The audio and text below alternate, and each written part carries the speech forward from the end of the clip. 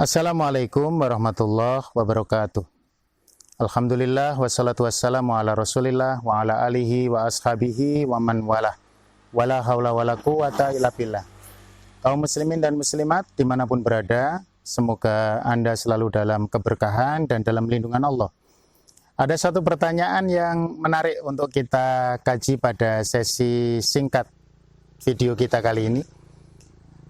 Orang yang dia belum melaksanakan ibadah akikoh, kemudian dia bertemu dengan bulan Dzulhijjah dan ada seruan untuk melaksanakan udhiyah atau melaksanakan ibadah kurban.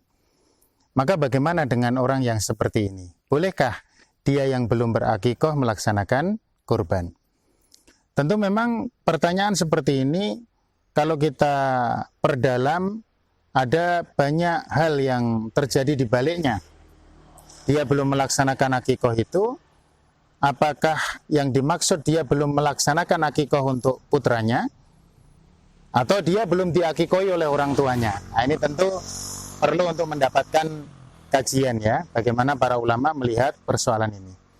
Yang pertama, yang perlu untuk kami sampaikan bahwa antara kurban atau udhiyah dengan akikoh itu tidak ada hubungan sebab akibat. Artinya, seorang yang melaksanakan akikoh atau melaksanakan udhiyah itu ibadah yang berdiri sendiri. Tidak kemudian ada hubungan sebab akibat kalau belum akikoh kurbannya tidak sah, atau kalau belum kurban akikohnya tidak sah. Jadi ini masing-masing adalah ibadah yang mustaqil, ibadah yang berdiri sendiri.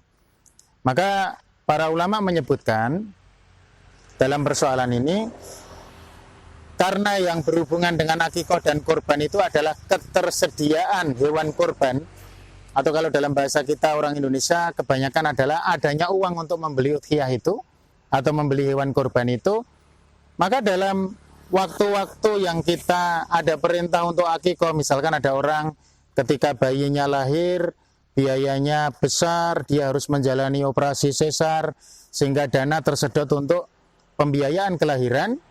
Beberapa waktu kemudian, 3 bulan, 4 bulan kemudian, dia melaksanakan atau bertemu dengan pelaksanaan kurban atau udhiyah.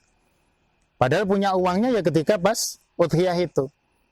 Maka merujuk kepada fatwa dari Faqihuz Zaman, Syekh Muhammad Ibnu Shalih Al-Utsaimin, Allahu yarham, yang paling dekat dari waktu di mana dia mempunyai harta itu silahkan dia penuhi. Kalau dia dekat dengan akikoh, tentu dia melaksanakan akikoh.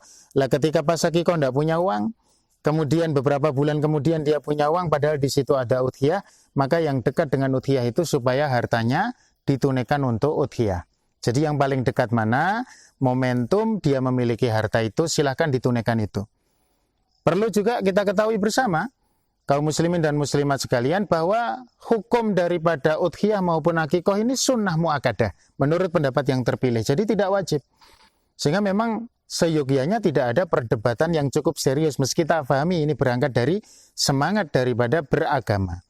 Maka silakan, jika sampai nanti terjadi ada orang yang kemarin belum sempat melaksanakan akikoh karena ketidakadaan harta, kemudian 3 atau 4 bulan dia bertemu dengan Dzulhijjah, di situ kebetulan atau dengan takdir Allah ada rezeki, silakan Anda berudhiyah, silakan Anda berkorban. Karena waktu yang Anda dekat momentumnya adalah berkorban.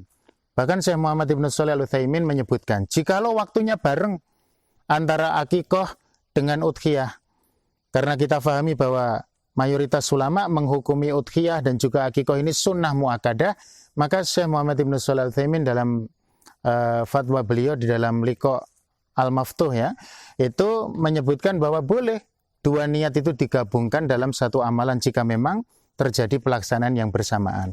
Sekali lagi, niat baik kita ini tidak akan pernah oleh Allah Subhanahu wa taala dianggap sebagai sesuatu yang sia-sia. Silakan Anda mengambil momentum mana yang paling memungkinkan untuk berudhiyah atau untuk berakikoh, mana yang paling dekat dengan ketersediaan rezeki yang Allah titipkan, dan laksanakan yang paling dekat itu.